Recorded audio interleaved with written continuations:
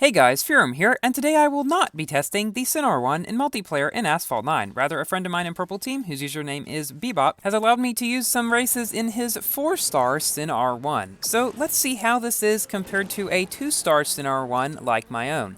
So I know that in my video about the Corvette Grand Sport, I think it was, I was talking a bit about the Sinar 1 and how its acceleration and drifting were not very good at all, but that its top speed and nitro efficiency were good. Now, my Sinar 1 is only at 2-star, and so I was going based off of those. So in this video, I guess we'll see how 4-star, well, at least looks different, obviously, as these aren't my races. I cannot tell you how it feels to drive the car, but I can infer some things based upon what it looks like.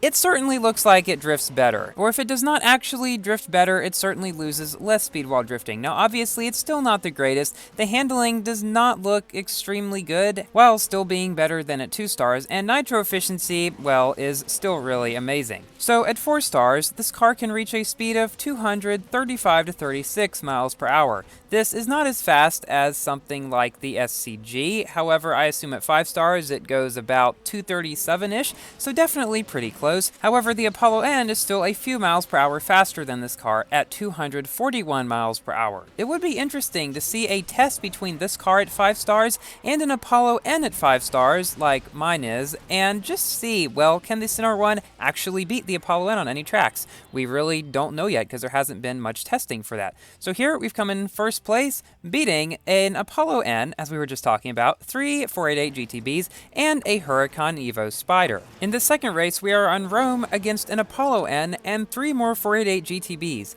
Even up above 1700 rating, there are still so many of these 488 GTBs because, well, a lot of people do not have any better cars than that for this season. The Apollo N and Sinar 1 are not cars that everybody has, and neither is the Evo. So naturally, the majority of people, I would say, are going to be driving these 488s. And I can understand why. Not only does it have a pretty high top speed of like 226 or so miles per hour, I mean, it's not the greatest, but still not the worst either, it also is quite fun to drive. Maybe I will make a video about it at 4 stars because I have 4-starred mine.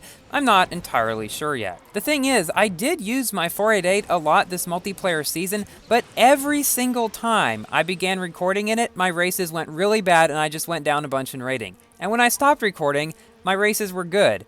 And literally that happened pretty much every single time. So yeah, I don't actually have too many races in that car recorded because, while obviously there isn't any real correlation between me not doing well and me recording, it just seemed that way, and so yeah, it was not easy at all in this season to reach Legend League, definitely one of the hardest seasons to do so.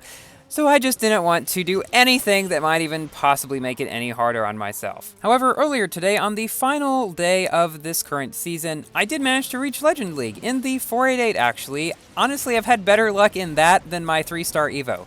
Kinda weird, but I mean, the 488 can go about 10 miles per hour faster and is quite nimble as well. So that's what I was using most, especially since the Huracan Evo is used for events and its own special event and things like that. I just found it better to use the 488 a lot of the time in multiplayer. So here, that first place guy wrecked back there, and we've come into first place. Now, that is actually not the Apollo N. That is a 488 GTB.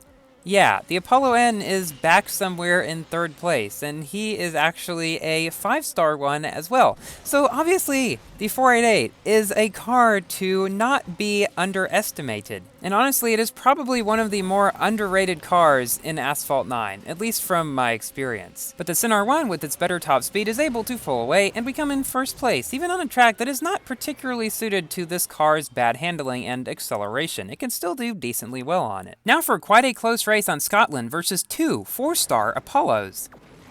Now, even though in that previous race we beat an Apollo N and he was nowhere close, still not quite sure how, in this race we will see really how the Apollo can compete against the 4-star Sinar 1. If you've got a very skilled driver in an Apollo, there's honestly not that much that's going to beat him, and in Class B, well, really nothing I can think of. Perhaps a 5-star Evo can beat it on some tracks, I'm not entirely sure yet. If you guys haven't seen it yet, check out the versus video between the 5-star Evo and the 5-star Huracan on Rome. It was me driving the Apollo N and TWL Slayer driving the Evo. That can be found on the Asphalt channel. The results are quite interesting, honestly, not what I expected at all. So we knocked down one Apollo N earlier in the race, but here this other one passes us going quite fast. Not entirely sure how he goes that fast, but anyways, he does. And then we've got him just ahead of us, but that other one quite far behind, and an entire lap left to go. Now you have to remember, the Apollo N is faster than this car, and has better acceleration, and has better handling. The only advantage, I think, that the Sinnoh 1 has over the Apollo is the nitro efficiency. But in this case, the other Apollo N was not able to catch up to the Sinnoh 1, and thus we beat one Apollo N but lost to another. Now for a race on US Midwest against primarily a 4-star Evo. Now, some people have seen some 5-star Evos wandering multiplayer recently. Very few, but they have been spotted.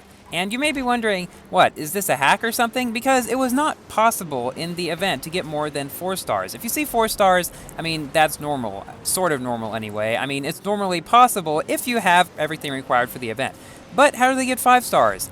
Unfortunately, I will not be telling that because it is rather exploitive. And yeah, I've reported it to GameLoft. Hopefully they fix it soon so it doesn't happen to more people. Because this was extremely unintentional behavior for the game, and it would really mess up the special event leaderboards for the decals and stuff if a lot of people were to take advantage of this glitch. So I do not feel it would be proper for me to explain how it's done, but I just want to let you guys know that these people didn't like hack the game or something. Okay, now that we've got that out of the way, let's get back to the race at hand. So we were just on the tail of this Huracan Evo here. As you can see, the Sinnoh 1 is, I mean, fairly well matched with that car, I think, having quite good of nitro efficiency just like the Evo, having better top speed than the Evo, but worse handling and acceleration. I would really love to see some proper tests on a lot of tracks between all of the top B-class cars, because currently with a lot of them having so much different sort of performance, I mean, like excelling in different areas, it's kind of hard to tell. So there, that Evo wrecked, so we're able to pass him.